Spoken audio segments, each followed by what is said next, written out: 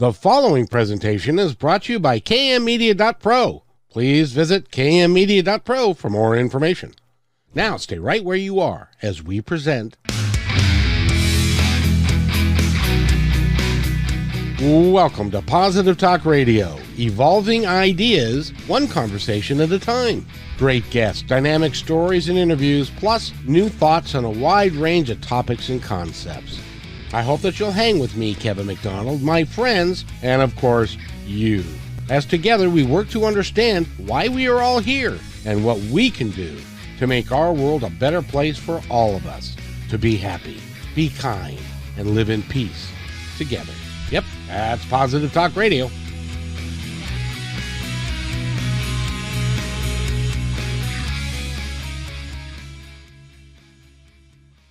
Another episode of Positive Talk Radio. I'm so happy you're here. We're going to have a great time today. We've got a tremendous author who's got a terrific message in the book that he's written, and I'm probably going to Arthur. I'm kind of known for, I can say your first name, but Yavelberg. Is that correct? You got it. Hey, good for me. Good for you. And it's awfully nice to have you here. I'm really looking forward to our conversation. I think it's going to be very enlightening. It's great to be here. Thank you for having me. Oh, no, it's my pleasure. And you have a book out that we're going to talk about. You've done a bunch of interviews about this book, and it's right up this book is right up my alley. Can you give us the title of it, please? Theology for the Rest of Us. And what does theology for the rest of us mean to you? Well, actually, it's a theology for the rest of us. I mean, A is really an important one because, as opposed to a lot of, you go to any bookstore, you'll see a ton of books on spirituality and self-help and all these kinds of things. But this book really is different in that it doesn't have any, answers. Most people who write these books say things like, if you want to achieve nirvana or salvation or anything like that, all you have to do is do what I tell you to do. And I don't do that. Basically, what I do is I review some of the issues, some of the key questions involved in spirituality, some of the kinds of questions that bothered me over time, and I know have bothered students of all ages, whether it's adult education or kids and things like that. And I've outlined some of the implications, and basically I try to challenge people to come up with their own answers. And not so many people, the culture is such that everybody wants to be different as long as they can be just like everybody else. And it doesn't work that way. So tell me, you've been on the planet for a little while now. And when did you decide that you wanted to write this book, and what was your motivation? Yeah, it's interesting. I don't know that there was an aha moment or things like that, but I do know that I've been thinking about some of these questions ever since I was a kid.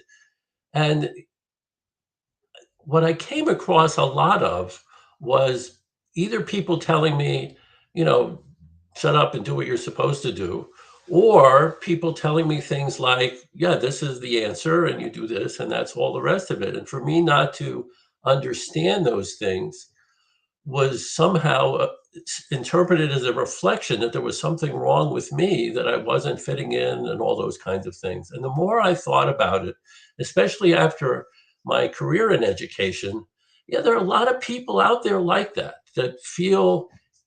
have the questions, but they're like intimidated by these people either telling them what to do or people telling them, they shouldn't be having those kinds of questions.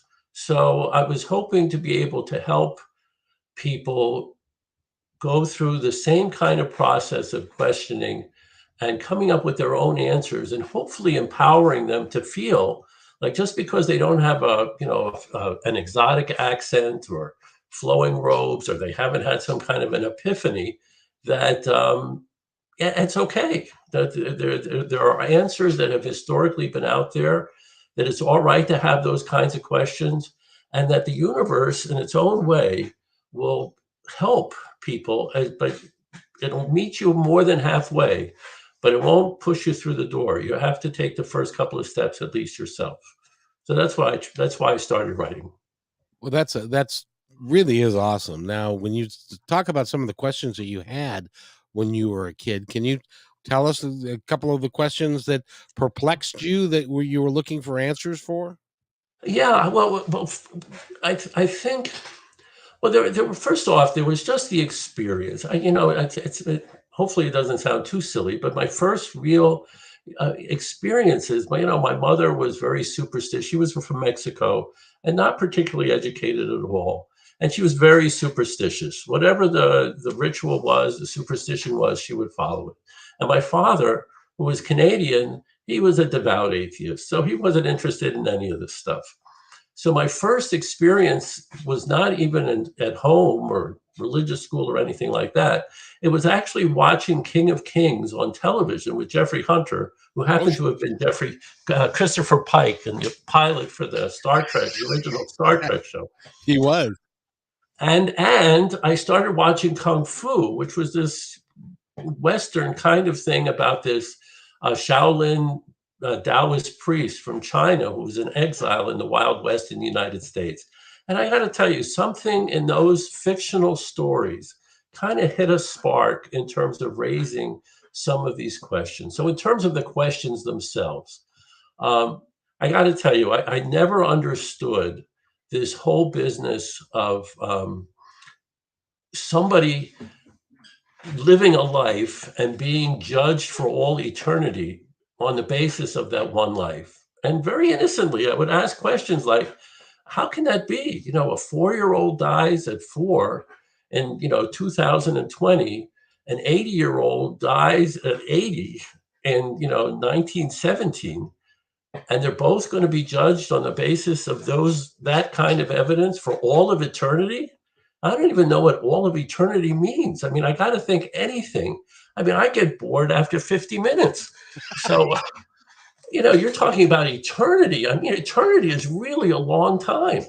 So that just didn't make sense to me. And to get answers like, well, you just don't understand because it's a mystery.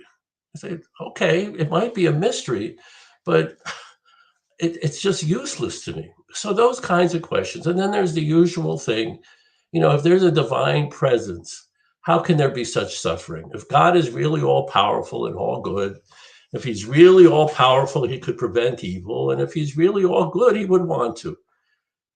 So that's another question that troubled me a lot. And it was only by going into some of the details of some of the stories that would answer these questions that I began to realize there isn't just one approach. I mean, there are Eastern approaches and Western approaches and Native American approaches and all this kind of stuff. And I began to realize, again, I hope it doesn't sound pretentious or anything like that, but yeah, I would look up, literally, I'd look up, at stars and things like that. One of the beautiful things about Arizona, as opposed to New York, you look up in the sky, and if you can see between the skyscrapers for like 15 minutes, in the middle of the day, you can see the sky. But in Arizona, you get the whole breadth of the sky. And it's an amazing experience. And I'm looking at that and I'm thinking, really? I mean, how can it be that whatever it is that's responsible for all of this marvelous existence is going to be limited by something as simplistic as the kind of theologies I kept hearing, left and right. And that just didn't make any sense to me. So that pointed me again into the direction of answers like, well, it can't be all of eternity on the basis of one life. Maybe it can be eternity on the basis, say, of reincarnation or some kind of an evolution that takes place more like a development. Again, being a teacher, I don't think you had mentioned before about failure, that you started something and it failed. And in schools, I never talked about failures. I always talked about development. So a third grader is not a failed seventh grader. A third grader is a third grader. Granted, a third grader can't do everything that a seventh grader can do, but a third grader can do what a third grader can do. And that's all that's really necessary for a third grader to do. So in terms of reincarnation, which is such a term that's bandied about so much. When you think of reincarnation in terms of like, of the growth and changes that take place in the world of nature, an acorn is not a failed tree or a premature tree. An acorn is an acorn, but it develops and emerges into a tree. Butterflies emerge from a cocoon and things like that. They're not failed steps. So I look at reincarnation as this kind of development. It's not punishment. I know karma a lot of times is referred to. If you're a bad person, you'll come back as a cockroach or something. That's not the point at all. It's a point of learning about sensitivity and being capable more and more of understanding that we really are, given the theme of your show, we really are responsible for one another. Your foot is not jealous of your hand if your hand hurts and you start paying attention to your hand. Well, the more that we can realize that we are all in this together. There's a great story in the Talmud of the Jewish Talmud of these people in a rowboat. And this guy starts boring a hole in the bottom of the boat. And the other people start looking at him and say, "What are you doing? We're going to drown." And he answers, "Why are you complaining? I'm just drilling under my seat."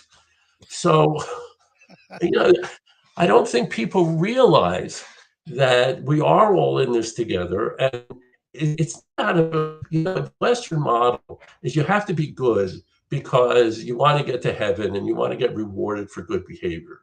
The Eastern model is much more, you want to be good because it's your own self-interest. Because the more that all of us work together, we are all successful. People are in the world of nature are extraordinarily limited. We're not big and strong. We don't have, we can't fly. We don't have, sharp teeth and claws and all this kind of stuff. The only thing that allowed people, humanity, to reach the point of development is by working together. People are social animals, not because it's the nice thing to do or the right thing to do. It's the way we survive.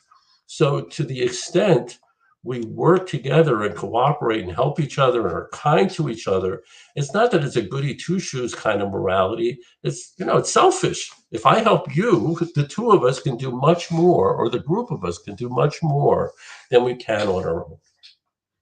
That is so true. And I believe, and I could be wrong, but I believe that most people at one point in time in their life say, is this all there is? And why am I really here? Because everybody wants to make a difference. Everybody wants to have a consequential life. And a lot of us don't have any earthly idea how. And if you follow a traditional theology, you are put into a box. This is what you do. This is what you believe. This is when you go to church. This is when you get to eat meat. This is when you go do that. And rather than finding yourself and determining for yourself what is right and what rings true for you. At least that's my opinion. What do you think about that? Well, I think, there are all kinds of studies. I think it's Viktor Frankl who talks about man's search for meaning. And Viktor Frankl is in a particularly important person in this kind of conversation because he's a survivor of the concentration camps. And basically his point is that physical satisfaction, having enough food to eat and all that kind of stuff is necessary up to a point. But in order for people as people to be happy, they need to have a sense of meaning.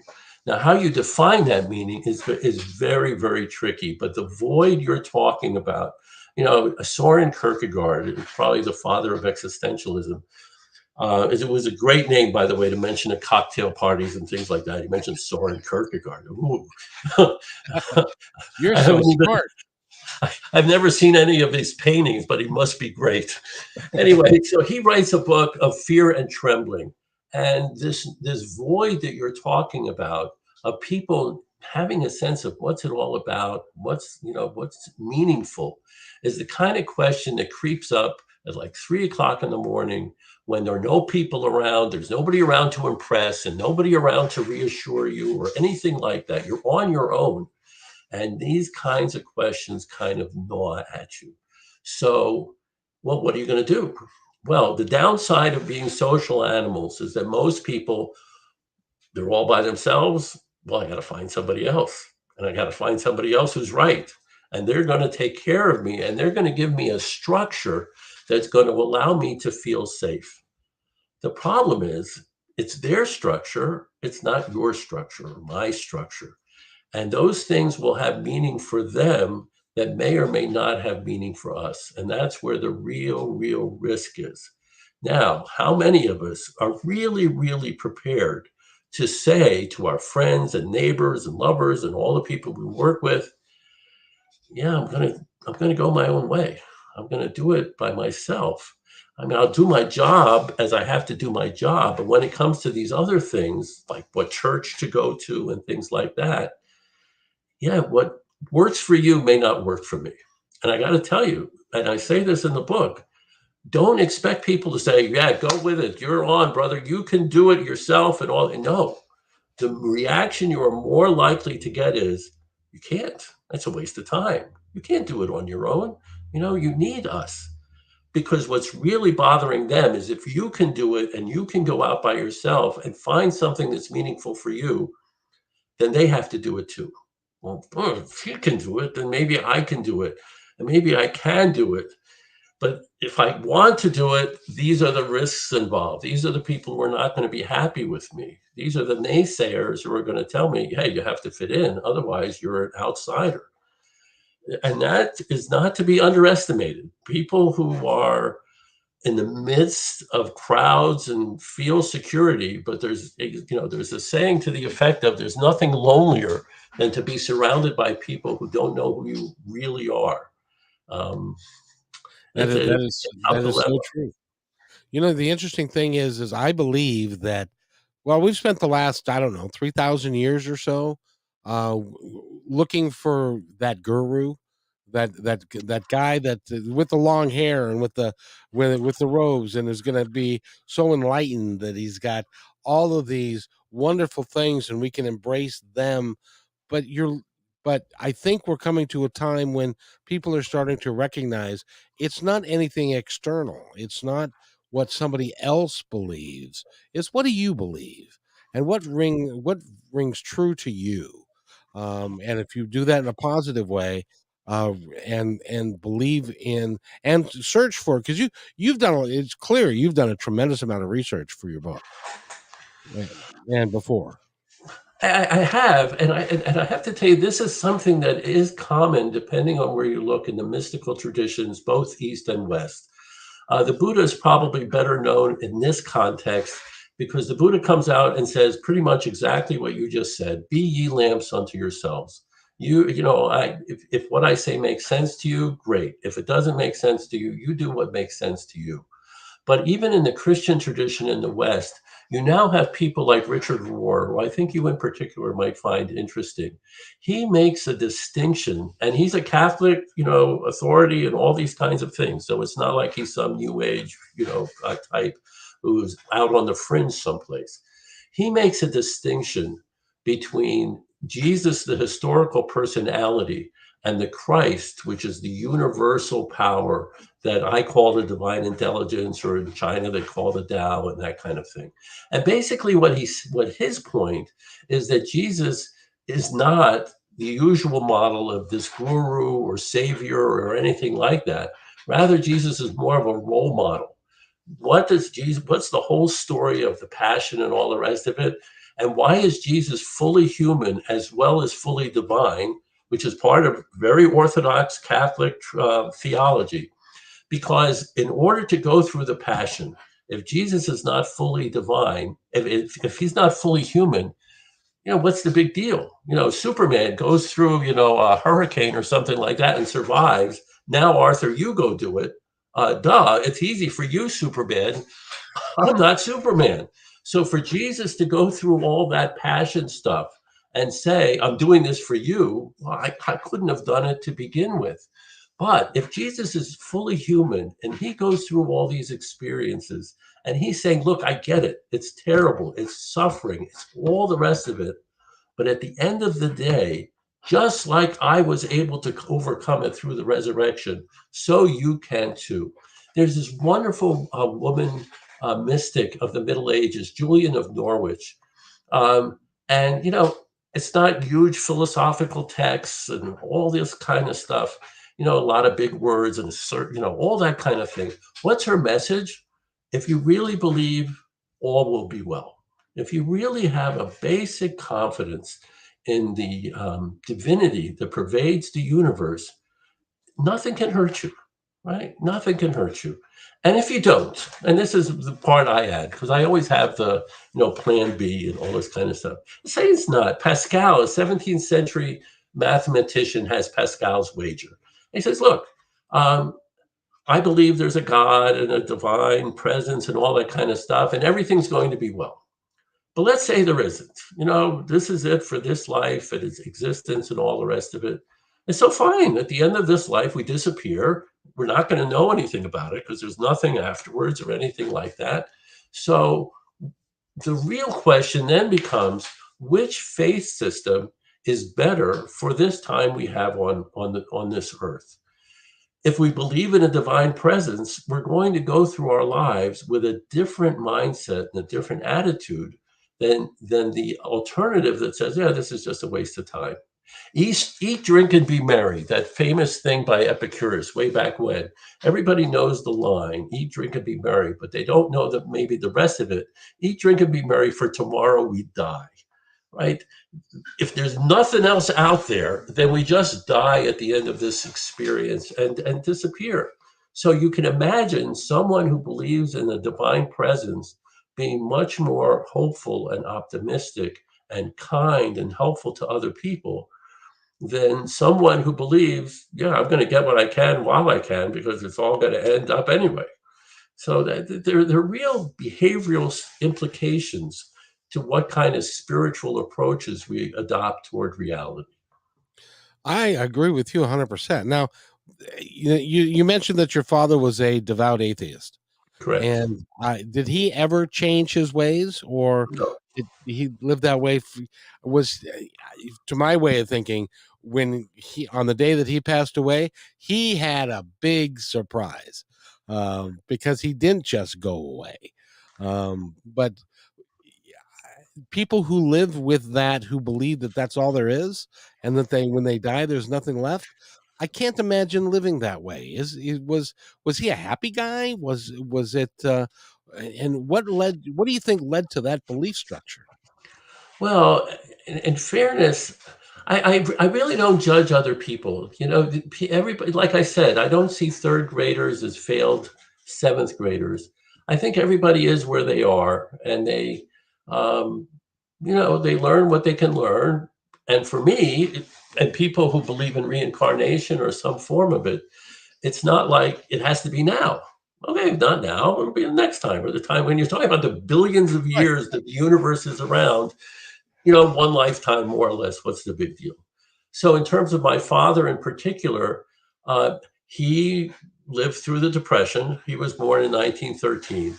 And I'm very sympathetic to those people who, Oh, sure. yeah, you can talk about God all you want, but until somebody down the street comes to me and turns nothing into 12 loaves of bread and a bunch of wine, yeah, I'm going to go out and get a job and do what I need to do to support my family. Or And trust me, just I find a get it. chicken that you can slaughter, because in those days that was tough, and so I get it. Yeah. So he had a very difficult time, as that entire generation had during the Depression, and the fact that they came out of it with a hardened attitude towards what life is all about. He went through World War II. He landed in North Africa and stuff like that. And he was not the kind of person who believed, you know what, let's all sit around in a circle and sing kumbaya songs and that kind of stuff. Um, and to be honest, I'm not either. I know there's evil in the world. I know there are people who take a sick pleasure in seeing other people suffer and in pain and that kind of thing. But I try to put it in the perspective that they just haven't reached the point where they see what the reality is. Unfortunately for my father, I think he developed this hardness in order to survive. The downside was I don't think he was able to enjoy life the way it's possible to enjoy life when you are optimistic. If you believe that the world is a very hard place and that success is at best only very, very temporary, and at the end of the day you're just going to die and disappear, it's very hard to live a happy, meaningful life with that kind of rubric in mind. You do need to have, one of the nicest things about Greek mythology is the whole story of Pandora's box, where she opens this box out of curiosity and this and that, and all these different things come out in the world. And the only thing that's left in the box is hope. So she lets hope out of the box, and hope redeems all the other terrible things that come out of the box. Because once you have hope, you always have this sense in the back of your mind that there is something positive in what's going on. Yeah, I know I'm going on, but I especially given what you've said about your audience and things like that. There are all kinds of people in the world, and there are people who have all kinds of reasons to celebrate their wealth and health and all these kinds of things. And yet they're bitter and angry and always looking to do more. I remember with Ted Turner was on some interview on greed. He was the 10th wealthiest man in the world at the time, and yet it wasn't enough. If you're not number one, you're last. If you're not number one, you're last. So here's this guy with all this money and all this stuff, and he's not happy.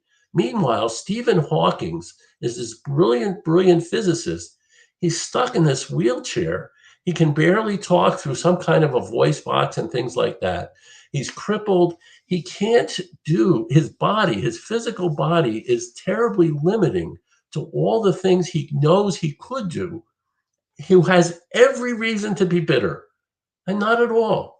He would show up on the Simpsons TV show. He would show up with interviews and what's that. He had a great sense of humor, all these kinds of things. If anybody had reason to be bitter, it was him.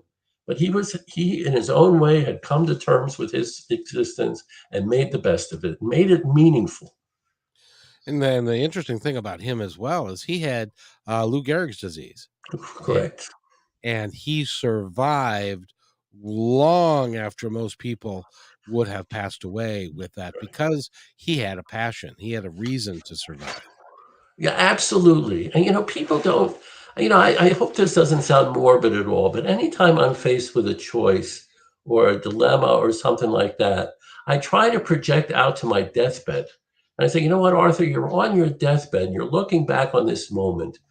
What choice would you make that you would be happy you made, looking at it from the perspective of your deathbed? And I think that's exactly the point.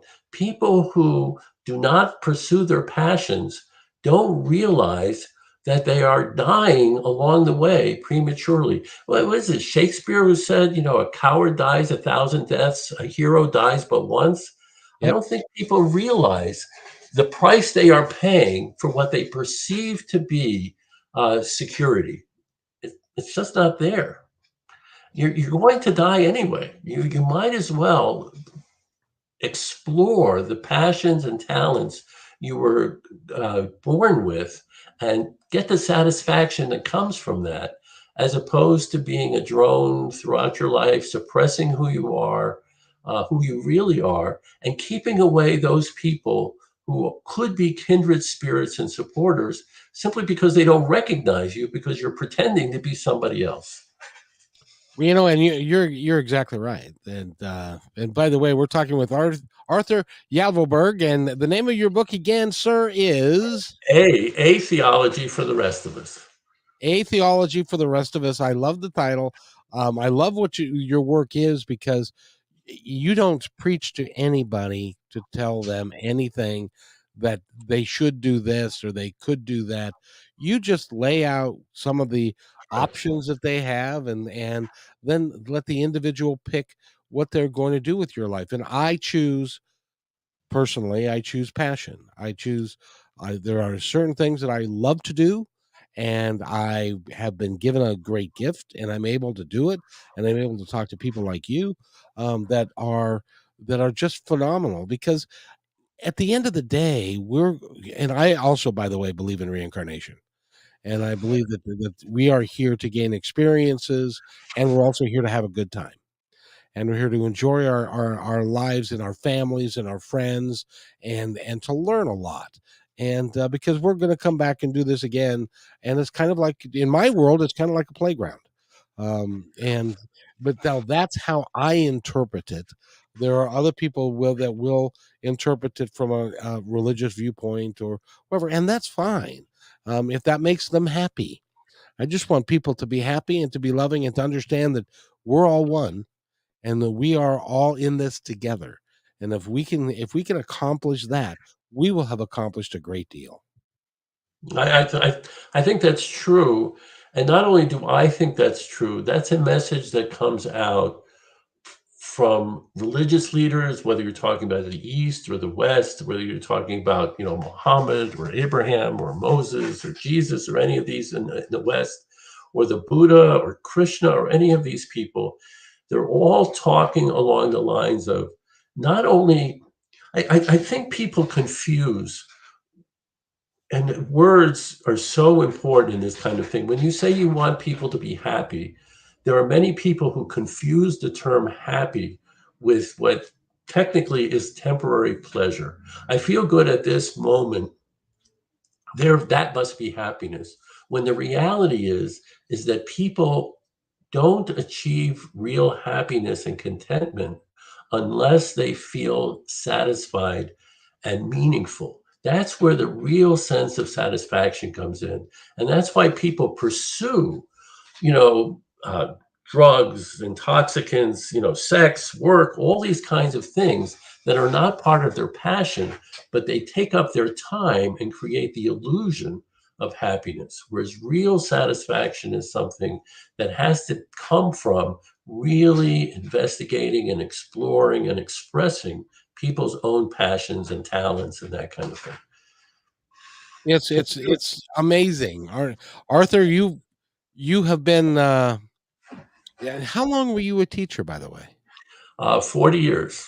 No, teacher, school administrator, a good 40 some years. And it, in the Jewish Talmud, there's this line about, I have learned quite a lot from my teachers, but I've learned much more from my students. And it's absolutely true. But Yeah, at the same time, I'll bet that because you were a teacher for so long, and you taught kids well, and you were accessible, and because you seem like a very accessible guy, and that and you impacted and you impacted a huge number of lives, I think, in a positive way. I think one of the nice things, people, complain or whatever about Facebook and social media. One of the nice things that has come out for me on Facebook is the number of former students who, come out and recognize my name, or, they know this person who knows that person who knows me, and they make all these kinds of connections. I think the difference, that I didn't know it at the time, but I can articulate it now. At the time, I remember being very apprehensive about teachers following the usual model where the teacher knows stuff, the student doesn't know stuff, and it's the teacher's job to instill what the teacher knows in the students. As opposed to my approach, which was always, there are things out there to learn, and there are all kinds of ways of getting information. But once you have the information, we have to interpret it in our own way. So for me, I never understood why people would think history was boring, because history is, study of dates and places and things like that. And for me, history was just the drama of humanity. So I never really asked on a test, when was George Washington born? But I would ask questions like, do you think George Washington was a good president? Or, looking back, do you think Abraham Lincoln would have thought George Washington was a good president? And I got to tell you, those kinds of open ended questions that don't have right answers, Those are the kinds of questions that really stimulate people into thinking as opposed to memorizing. People today, it's really unfortunate. We have such a polarized society. People don't think for themselves. They want to know on which side you're on. And if you're on the right side, I'll follow you. And if you're on the wrong side, you're wrong. And I don't care what you say on either side. I'm going to follow you if you're on my side, and I'm going to, you know, rail at you if you're on the wrong side. And if somebody on the wrong side says something I agree with, yeah, I don't care. It must be because I don't understand. It's really sad, but that's what I see. And the internet, people, I don't care whatever people's political persuasions are. There was a time when people thought, the three TV stations that we had at the time, NBC and ABC and CBS, that was too limited. Well, now people have all these sources of information. And the problem is nobody talks to each other or listens to the other side anymore. People who are on the left, they watch MSNBC. People on the right, they watch Fox News. And God forbid anybody should appear on the other's program at all. They stick with what they know is right, and they don't want to have to think about it. That's what they get paid to do. They get paid to think for me, and that's what I'm going to do. It doesn't work. Not if you want to be a thinking, mature human being. No, it really does. I spend some time, although I have to be honest with you, the news is such these days that I used to be a news junkie, and now that news has become more opinion than it is news, and because it used to be, well, you remember when with like Walter Cronkite, right? That he would give you what the news was, and then you can form an opinion about what it meant. And now they're telling us what it means, and it makes it very difficult for us to get a clear understanding of everything that's going on. And so I watch quite a bit less of it, but when I do tune into both sides, CNN and or MSNBC and Fox, I get a completely different viewpoint. I understand why now. It's like if you, as an example, my mother was a Fox listener. So she would come up with things that I knew not to be correct. But it was just because was the forum that she used, and she listened to the opinion guys, not the news guys. And so it made it very difficult. And we have to get through that. We have to get past that. And we have to start talking to each other again. And one thing that I'm hopeful that you'll be really pleased about this. What I'm seeing pop up all over the country are groups of people, communities that are getting together. They're using Zoom. They're using other electronic means so that they can get together, and like-minded people can talk amongst themselves and to learn things. And this I believe it's a growing movement in this country, and I think it's going to be very helpful. I hope. I think this program is an example of that. I think the way you start down that road is you're Kevin McDonald. When I look at you, I don't see liberal, conservative, Christian, Buddhist, all this kind of stuff. I see somebody that I like and respect. I want to listen to what you have to say because I want to see if it makes sense to me, but it's born out of a sense of respect for you as an individual, as opposed to, well, first tell me what side you're on, and then maybe I'll listen to you and maybe I won't. So you see the difference? It's about respect for the individual. And that's what's so lacking. It's and so sad. It's so sad. Now, you are a learned man, and like I said, you've been on the planet for a little while. You were a teacher for 40 years. In your opinion, what do you think that we can do as a people to get out of this particular mess that we find ourselves in? Um, I think I think it takes a certain amount of courage. I like it when individuals, and it's very hard because I understand the risks. It's interesting. I was teaching middle school for a number of years, and there was such a fear of kids having of what their peers thought. And I think some of us, most of us maybe, have never outgrown that. because we're so afraid of what our friends and neighbors and families will think and this kind of stuff that we don't want to risk alienating their affections. So I think maybe the way to start I is to get rid of labels. That'd help. Just get rid of the labels. Let's talk about ideas. Here is an idea where we don't know if it's Republican or Democrat or liberal or conservative or whatever, but here is a problem. Here is a proposed solution with the positive. Here are the pros and here are the cons. And let's focus on the task at hand and not on the labels and who's supporting it and and whoever's bankrolling it behind the scenes and all that kind of stuff. I think to the extent we can get rid of labels, that way we can start having a sense of focus, because then it'll be based on the actual material. It won't be based on these prejudicial notions going into it. And people will have to start thinking, because they can't just jump to the conclusion if it's on MSNBC or Fox News, that's the answer I want. Yeah, and depending on what channel it's on, you'll decide whether it's a socialistic liberal thing or it's a communistic conservative thing or whatever. And it would be much better if we could just lay it out as it is. I'll give you an example. I interviewed a gal just the other day, and they're putting together an aqua farm. And the whole idea is it's kind of like a hatchery, only it's completely self-contained.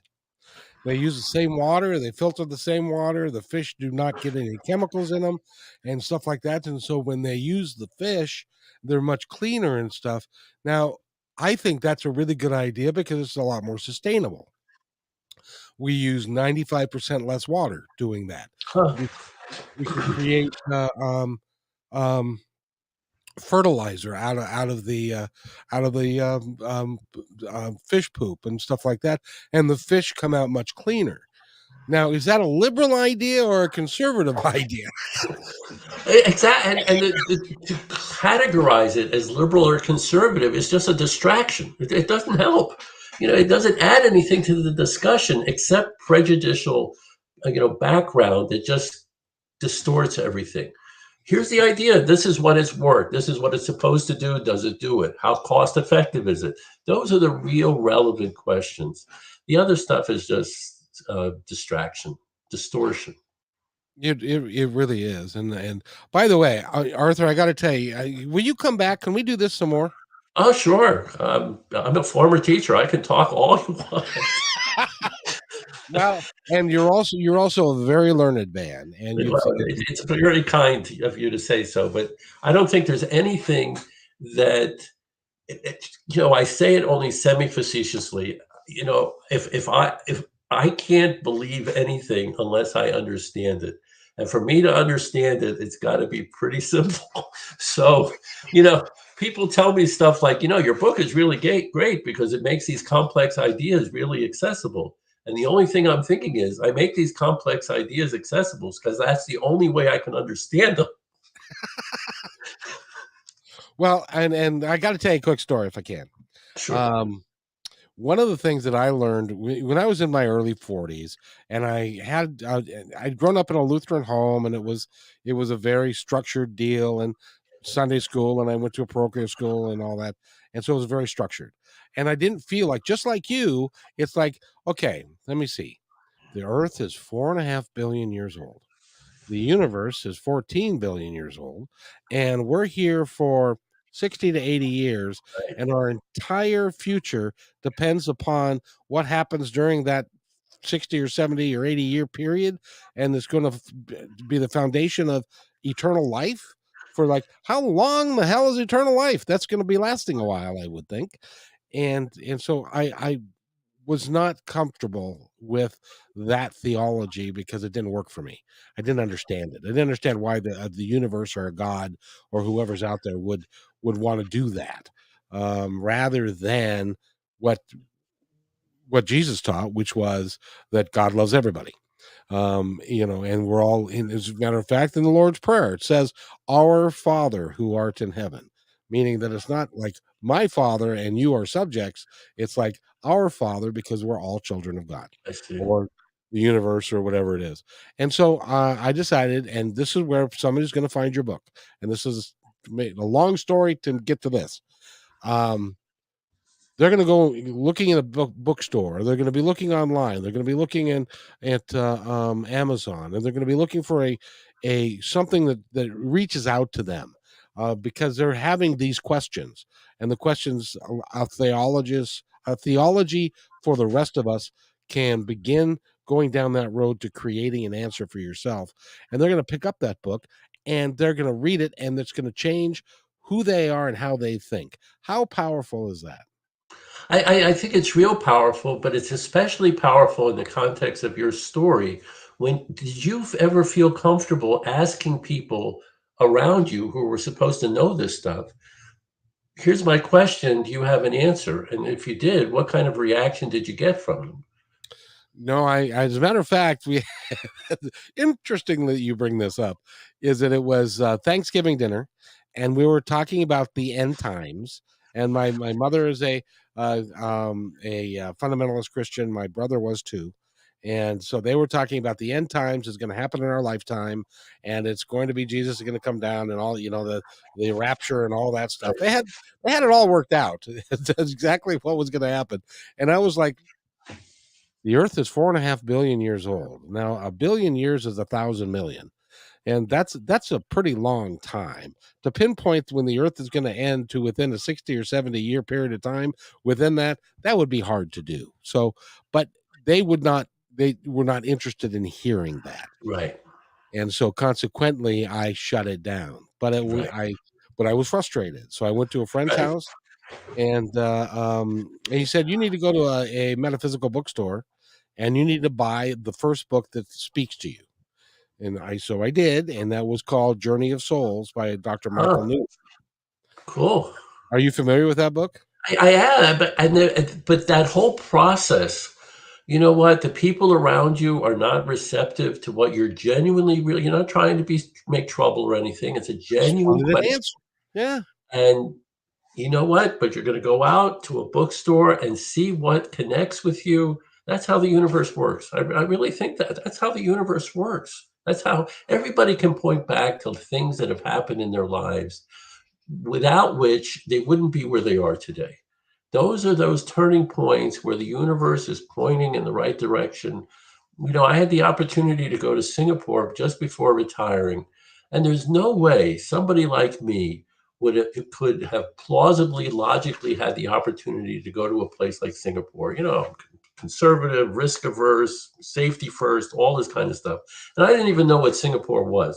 I thought Singapore and Shanghai and Hong Kong were all the same place, just a different language.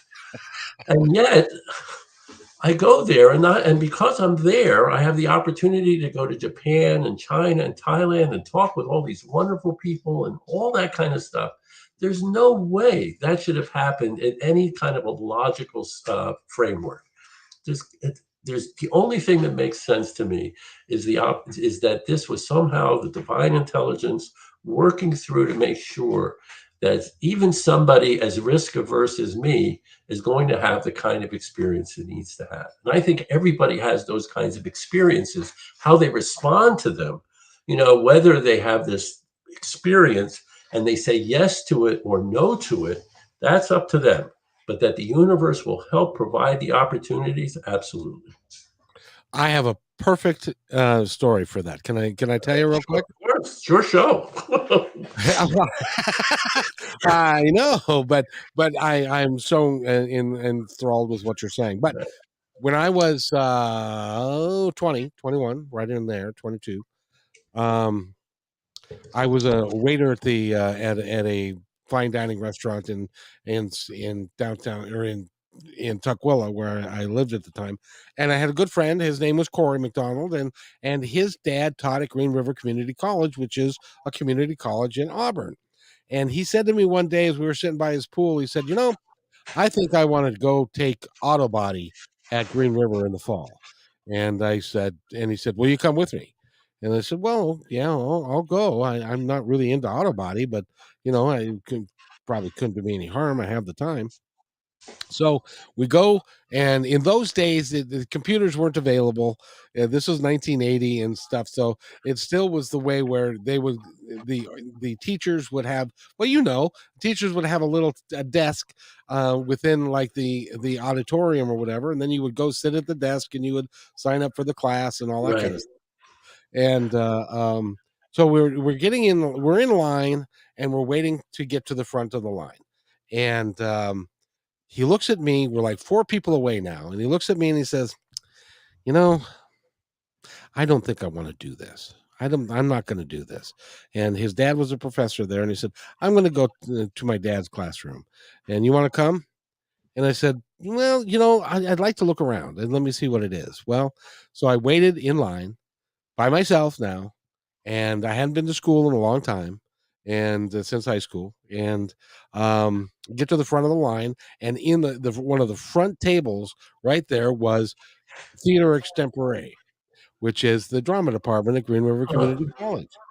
And there was nobody sitting at the table, and the drama instructor was sitting behind the table. So I go and sit down, and we talk, and we hit it off, and I joined the theater department and improvisational theater. And that decision for me to go do that versus to go with him, I mean, it was clearly a decision. I could make it either way, and there was no judgment either way. But I chose that, which led to my marriage. It led to being a disc jockey in the radio station. It led to acting on several plays and gaining confidence in what I could do. And it literally, that one moment changed the course of my entire life.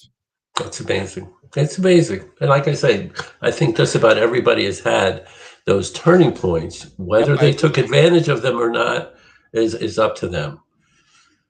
That's one of the sections in the book too about free will, in terms of, how can there be free will and all kinds of questions of physics. But the real question for me is, in terms of this divine intelligence, is that I sit down with Magnus Carlsen, who's the world chess champion, and we sit down and play a game of chess, and he's going to win the game. I get it. He's going to win the game. Having said that, even Magnus Carlsen, the world chess champion, does not know exactly what moves I'm going to make. So he waits for me to make my moves, and then he makes the counter moves and guides the game to his victory. That's how free will fits into this whole divine complex. In the Bible, you have exactly the same thing. The story of Joseph. Joseph is this young man who's blessed with the ability to interpret dreams and things like that. The problem is he's very proud of it. And his father, Jacob, makes him a coat of many colors and singles him out from his siblings.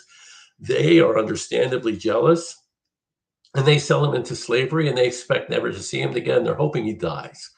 Well, I don't know how familiar people are with the story, but Joseph goes through all these different experiences. He becomes in charge of a jail cell. Then he gets thrown into jail. He has an affair. He's tempted into an affair with Potiphar's wife and all this kind of stuff. At the end of the day, he's in charge of this special area of the Egyptian economy, where because he understands the Pharaoh's dreams, he's able to make sure that they store up grain for 7 years, because there's going to be a famine for 7 years. So at the end of the day, his brothers are brought to Egypt begging for food, basically, and they don't recognize their brother. And when Joseph reveals himself to them, he says to them, and they're all scared, and, he's going to kill us and blah, blah, blah. And he says to them, look, what you meant for evil, God turned into good. Had you not sold me into slavery, I would not have been in the position of power in Egypt today, where I not only saved Egypt, but I saved you and all the people around us from this famine that was taking place. What you meant for evil, God turned it into good. So at the end of the day, this divine intelligence, whatever it is going to make sure that things work out the way they need to. We can make the trip shorter, we can make it longer, we can try to stop it and this and that. But at the end of the day, guess what? Magnus Carlsen and God will win. Well, One of these days, when I write my biography, I will talk about all the synchronicities that have happened in my life Correct. that made it what it has to date, what it has been, and where it is going. And I truly believe that they have, you know, when we talk about it's God's plan, God has a plan for you, and this is the way. I don't believe that per se because we have free will. I think that we create our own plan, and we have the ability to either follow it and to lead it and to create it, or to not. And if we choose not to, we are wasting our life, in my opinion.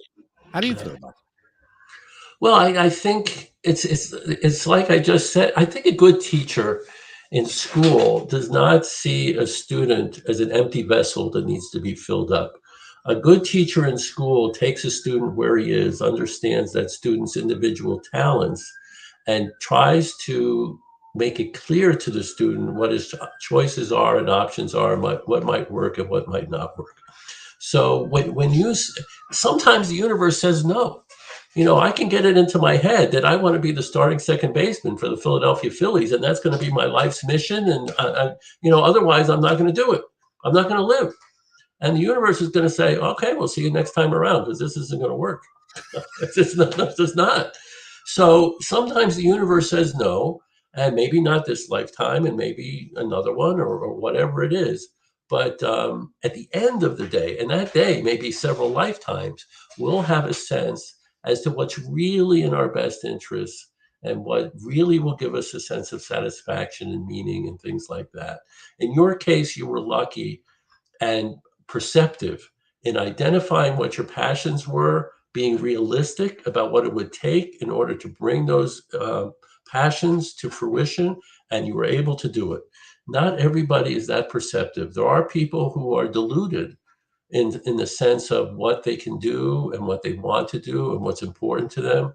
And over this lifetime or other lifetimes, they'll get more clarity as to what's really important and what's really meaningful. You're a great success story. Not everybody is at the stage where they can do that.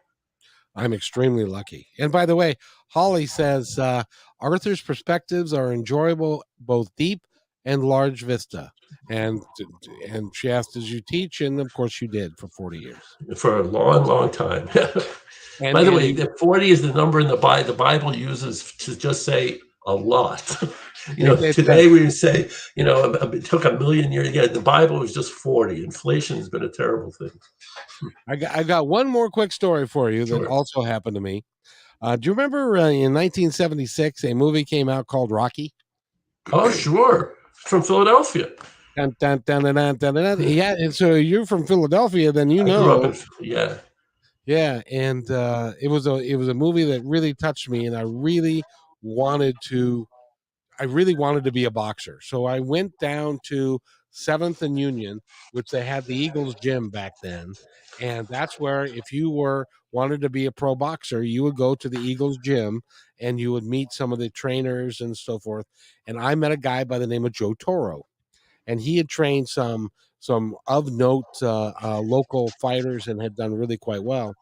And he looked at me and he looked at my physique and he said, you could be really something. You could be a spect. And I could really punch and stuff. And so he said, you could be a champion of the world.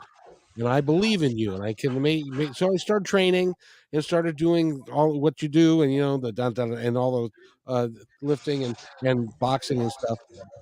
And the opportunity to go to Monroe Reformatory, which is a prison in Monroe, Washington, and it was an AAU program, an amateur athletic program, and we would box the inmates. and he said, "Well, I'll take you up there, and we'll match you with somebody who's never had a fight before, and it would be comparable in experience and stuff. So that to protect you and to him, and so you'll be safe." And so we went up there, and to make a long story short, I won the first round and got knocked out in the second round, broke my cheek, had to go to the emergency room, had to have surgery to put it back together again.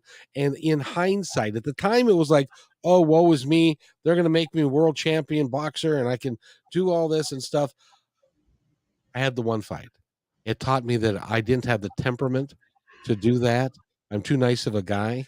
People, it's not a sport. It is, it's a war when you go into there and do that. And had I continued to do that, I would have ruined my brain, and I would not be able to do anything that I'm doing today. So it was, again, the universe stepped in and said, okay, you want to do this? Well, we'll let you, but this is what's going to happen. Yeah, but that's not luck. That was you looking at what happened and evaluating it and just making a choice to do something else. That's not luck. That was you making sure that you were going to be realistic in terms of what your future could hold. Exactly. And that and it hurt too much to go. I did not want to go. I did not want to go have surgery again. And again, Holly, who's listening, said, what a great show, Arthur and Kevin. I bought you a cup of coffee. Thank you on your website. Thank you very much. So anytime you can go to positivetalkradio.net and you can buy me a cup of coffee. It's like $5. So that sounds great.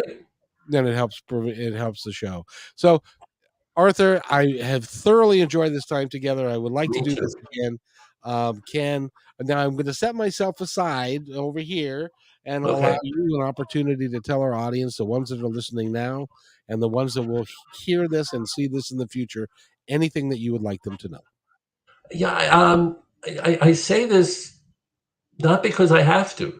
I'm at a point where, I don't need this to eat. So this is really an act of love in the sense that I want to help people who are going through the kinds of questions that I went through. But this quote of Julian of Norwich, I think is important. If we really believe that the universe works according to rational principles, and that because it works according to rational principles, there's a divine intelligence behind it, Julian of Norwich says, so all will be well. So whatever anxieties people have, whatever concerns people have, and all that goes with that, at the end of the day, all will be well. And that's for me, that has made a tremendous difference in terms of my own anxieties and whatever. So if I can share that with other people, great. You just did. Oh, good. And by the way, we've been talking with Arthur Yavelberg, and go get the book, A Theology for the Rest of Us. And you can pick it up at Amazon and all the booksellers. It's a 5-star book. And I greatly appreciate you being here. It is my pleasure. Thank you for the opportunity. And we're going to have more opportunities because you're a smart guy and you're fun to talk to. Great. You bring out the best in people. So that's your talent. There are other people who look at me as a cure for insomnia. So don't be so sure. That's very funny. So Arthur, stay right there and I'll be right back. Sure. Hey, thanks for enjoying this episode all the way to the end. Please give us a like and subscribe to this channel. This has been a production of positivetalkradio.net. Please visit our website, oddly named positivetalkradio.net, for more details about us and our mission, which is to provide great positive programming designed to inspire us all. I'm Kevin McDonald, and I'm proud of these shows, and I truly hope that you'll like them and share them with friends and family. So on behalf of our entire team, remember, be kind to one another because each other's all we got.